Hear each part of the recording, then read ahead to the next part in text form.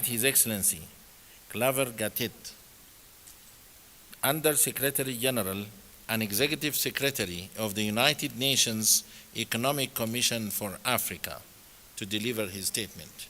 Your Excellency.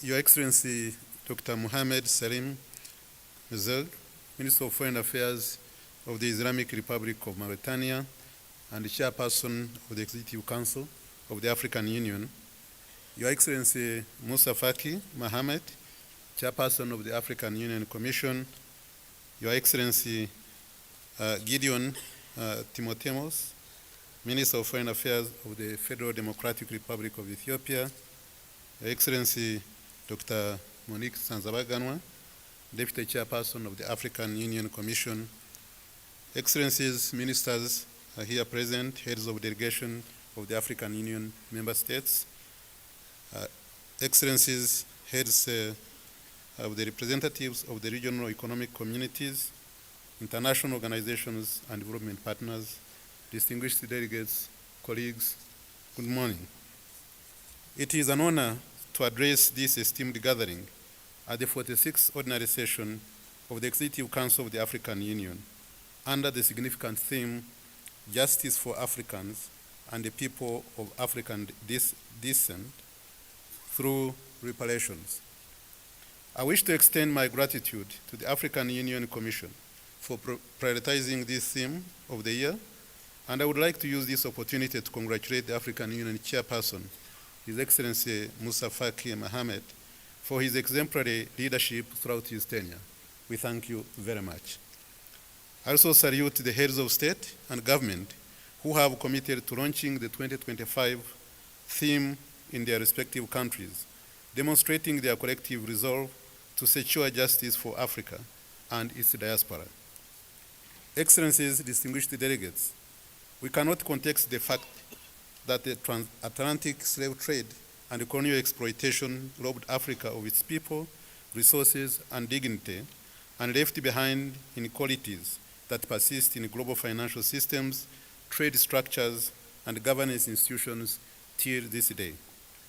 The extraction of Africa's resources without corresponding development, the undervaluation of the African economies in global credit assessments, and the systemic barriers to trade and investment are indeed contemporary manifestations of the historical injustices. It is therefore crucial that these beyond financial compensation must be addressed as part of our conversation on reparative justice. Excellencies, distinguished delegates, Africa's current global financial standing reveals the stark inequalities it faces. The continent possesses 30% of the world's mineral reserves, including 40% of the gold and up to 90% of its chromium and platinum.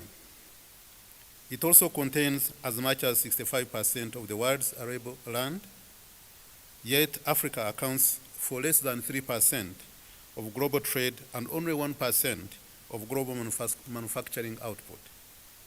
Furthermore, in 2023, for example, intra-African trade stood at just 16% compared to the intra-European trade at 68%.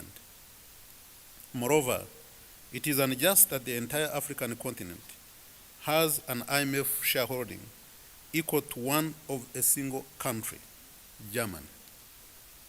These disparities are not just due to lack of economic potential, but to entrenched structural barriers that keep Africa in a cycle of economic dependency.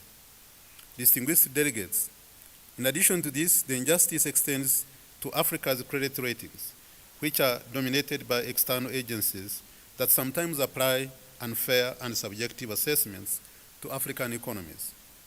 As we speak, only 2 countries, Botswana and Mauritius, hold investment-grade ratings, while others, despite sound economic fundamentals, are burdened with high risk levels. This situation inflames borrowing costs, stifles investment, and keeps African economies locked in debt cycles. Added to these economic disparities is the fact that although Africa contributed the least to climate change, it is suffering the most from its effects. Currently, climate change is costing Africa up to 5% of GDP. Yet, of the 10 trillion US dollars invested globally in clean energy between 2015 and 2022, Africa received only 2%. However, this must change. Africa cannot build prosperity on a foundation designed to constrain its growth. To translate this call for justice into tangible outcomes, I propose 5 key areas of focus. First, the current global financial architecture is outdated, inequitable, and unjust, and must be reformed to be fit for purpose. We must advocate for debt restructuring that allows African nations to invest in their people and development instead of paying exorbitant interest rates. A just world requires governance reforms in international financial institutions to ensure that Africa has a strong voice in shaping global economic policies. Also, it is imperative to establish an African-led credit rating agency to ensure fair assessments reflect Africa's true economic realities rather than outdated risk perceptions. Second, the African Continental Free Trade Area is a game changer. With a market of 1.5 billion people and a combined GDP of over 3 trillion US dollars, it presents an unparalleled opportunity to boost industrialization and trade within the continent. It is therefore essential to fully harness the CFTA's potential to accelerate investments in infrastructure and manufacturing to reduce dependency on external markets. It is also paramount that we develop regional value chains to ensure that Africa produces and processes its own raw materials and creates jobs and industries that benefit Africans. Third, we must prioritize in-continent value addition on Africa's vast mineral wealth. For centuries, Africa's wealth has fueled the prosperity of others while its own people remain impoverished. This must end. Africa's resources must benefit Africans first, rather than being exported in raw form and re-imported at a very high cost. True reparative justice means that Africa's resources must work for Africa. Fourth, we must recognize that Africa's strength extends beyond its borders. In this regard, the African diaspora, which is connected to the continent through historical injustices, must be a key partner in our development. To this end, we must foster economic and cultural partnerships with the diaspora through investment platforms and heritage initiatives, such as the establishment of scholarships programs for descendants of enslaved Africans to reconnect with and contribute to Africa's development. Furthermore, we must reclaim our identity and history by demanding the restitution of stolen African artifacts and cultural heritage. Finally, the forced movement of our ancestors centuries ago must now be countered with the freedom of mobility. We must accelerate the African integration because a fragmented Africa can never reach its full potential. This requires that we implement the Africa Protocol on free movement of persons to facilitate trade, knowledge transfer, and cultural unity, and strengthen regional economic cooperation to enhance resilience and shared prosperity. Excellencies, the injustice of the past must no longer define Africa's future. We have the tools, the resources, and the will to reclaim Africa's agency, and the ECA remains steadfast in our commitment to work with you and bridge the gap between Africa and the diaspora, reclaim our economic sovereignty, and secure a future where all Africans can live with dignity and prosperity. I thank you very much for your kind attention.